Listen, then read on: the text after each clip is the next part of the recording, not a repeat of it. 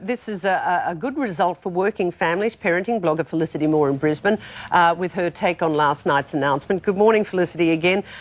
Your overview on how it will affect parents. Well, this wasn't a horror budget for working families, Kerri-anne. With the previous stimulus package from the last budget, we were worried that they were going to try and claw some of that spending back. They haven't done that. They've left that alone. So what's good for working families?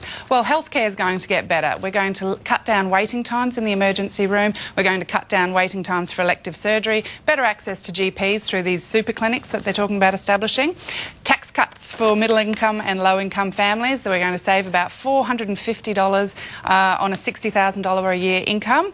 There's going to be super contributions increase from where they are now 9% to about 12%, which is great. There's going to be simplified tax returns. This is what we're excited about, Kerri-anne. I know my accountant is. No more shoeboxes full of receipts. What about the childcare? That's, in terms of families, that is one of the working families the most important.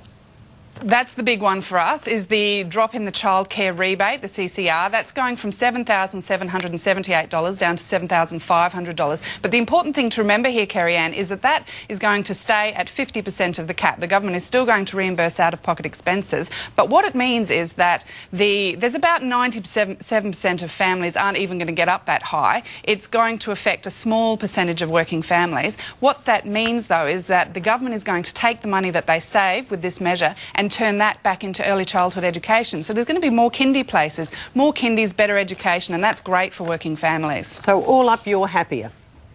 I'm happier, yes. Terrific. It's not as bad as we thought. It's great. OK, well done. Thank you for listening more. Good morning to you as well from Brisbane.